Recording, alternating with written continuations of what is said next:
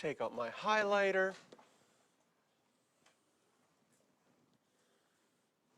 Geometric sequences are multiplying.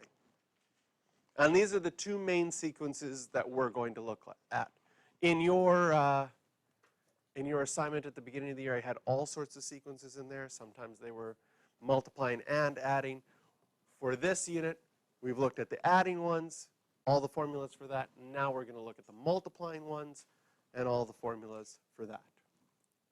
So if you went from 4 to 12 to 36 to 108, that would be a geometric sequence because you're multiplying each time by 3. Next thing to highlight, what we multiply by, we call the common ratio. So in our formulas, we're going to use R. In the arithmetic sequences, we had a common difference, and we use the letter D. Now we have a common ratio, which is going to be a letter R. And if you want to find the common ratio, you can choose any two in a row. Like if you chose 12 and 4 and divided them, you'd get 3. If you chose the 36 and the 12 and divided them, you would get 3. If you chose the 108 and the 36, you would get 3. So we can find a common ratio by dividing any two consecutive terms. And again, sometimes you'll be able to look at it and just see it. Sometimes you're going to have to check. Because mental math-wise, can you see that you probably see 4 times 12 is 3? I mean, 4 times 3 is 12. 4 times 12 is not 3. And then you could probably mental math do 12 times 3 is 36. But 36 times 3, if you just assume that it's right, I might put 112 there. And then you'd be like, you have to make sure that it works all the way through.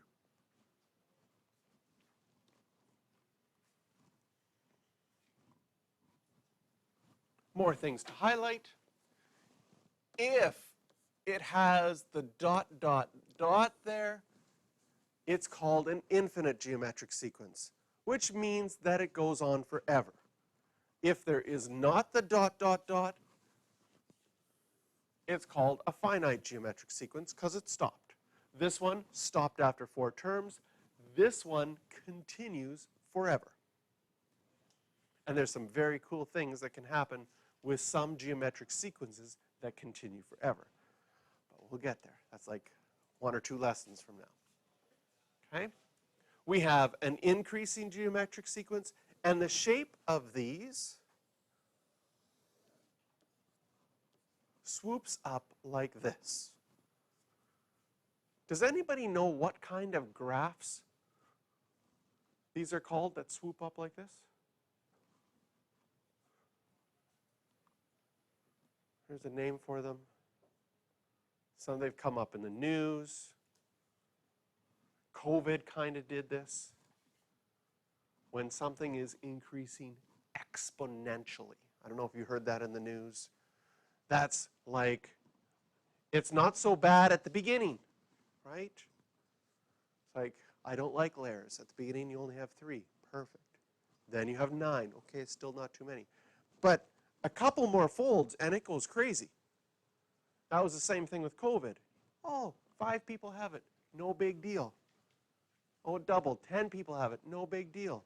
But if it doubles 4 more times, then it's like, oh my goodness, we have a big deal. 1,000 people have it, and it's going to double tomorrow. And then 2,000, and then double, and then 4,000, and then double, and then we're in trouble. So if an exponential graph swoops up forever and just keeps getting bigger and bigger and bigger, we call that divergent.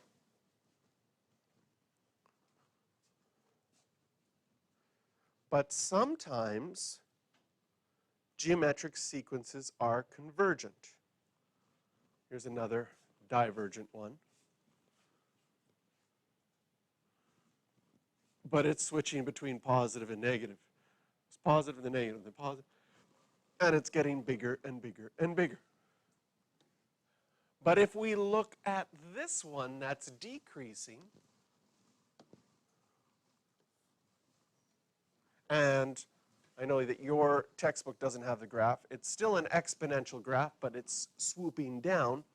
Can you see that if you keep cutting things in half, right, it will keep on going forever, right? If you have a favorite chocolate bar that you love and you don't want it to go away, you could like cut it in half and eat half the first day. And the next day you'd look at what's left and cut it in half and eat that the next day. You'd still have some left.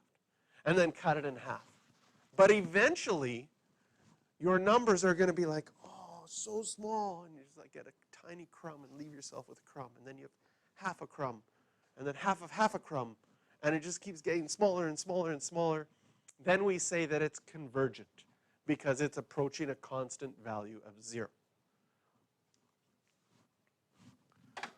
So what we're going to find out is when our R values are bigger than 1, like doubling, tripling, quadrupling, then they're going to be divergent because it's just going to keep getting bigger.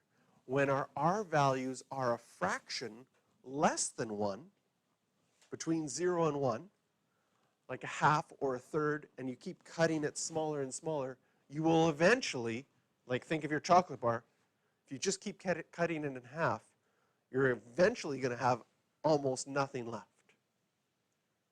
And so then we say that it converges to a value of 0.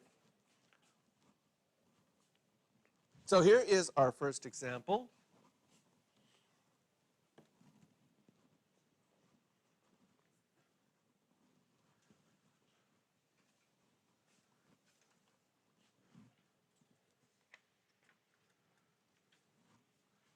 And it says determine the 10th term of this sequence. So we have our calculators. Do we see a pattern? It looks like we are multiplying by a -3. So we could say that our common ratio is -3.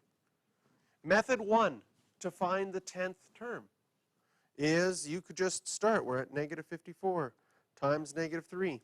162 would be the next one. Times by -3. -486, 6th one, 7th one, 8th one, 9th one, 10th one. I got that term 10 using my calculator and just doing one after another was -39,366. That method works, right? Where would it be annoying? Oh, find the 200th one.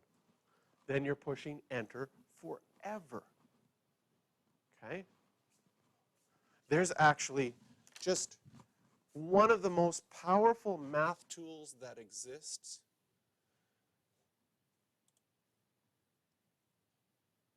Is a spreadsheet. However, my spreadsheet, my computer, I've reshut it down. My Excel has been working at about that speed. Like, how long do you think it should take for it to switch to this box to this box? That long? This long? Longer? Shorter?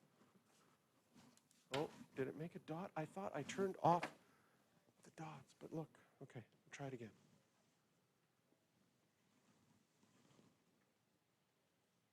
Look at it move. Oh, there it moved. So I was going to show you something quick on Excel that's really cool. But unfortunately, the quick part is not going to happen. So I will have to show that to you another time.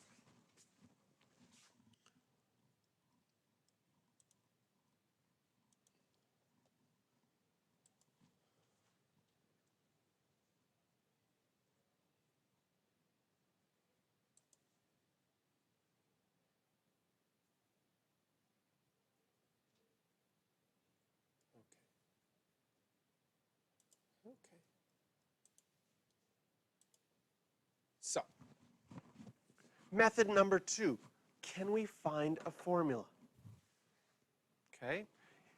And a little bit of analysis of the sequence tells us what the formula is. So for example, we started with 2.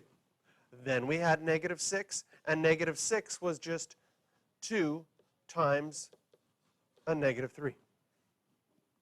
And then we got to positive 18, which was just the previous one times negative 3. And if I take the previous one times negative 3, that's the previous one, and I multiply it by a negative 3 again.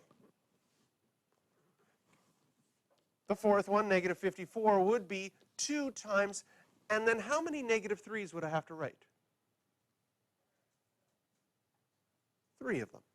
What's another way, if I'm getting lazy, what's another way of writing 3 negative 3's all multiplied by each other?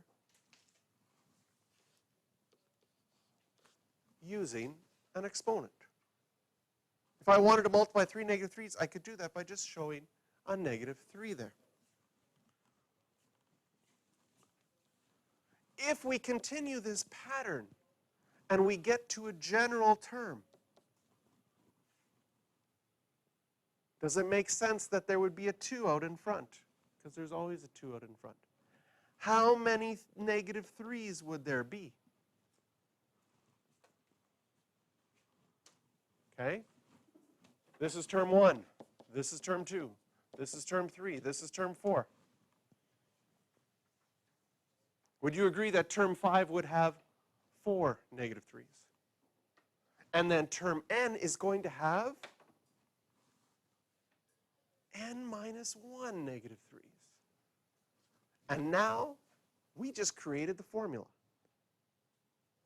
We just created the formula by looking at a pattern, and I mean the formula is on your formula sheet and everything, but it wasn't hard to find. Just looking for a pattern, the general term on your formula sheet looks like this. You're always going to have term 1. What you're multiplying by will always be 1 less than whatever term you're finding. And this pattern shows that.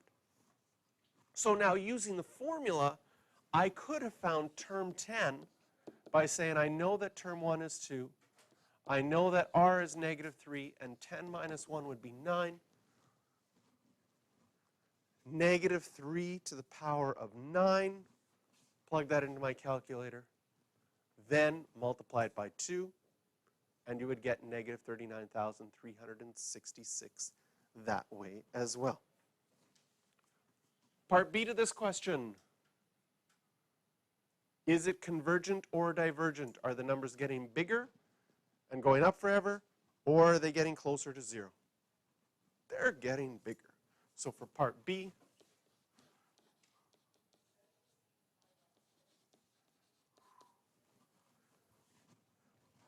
I feel like I spelled it. No, I did spell it right.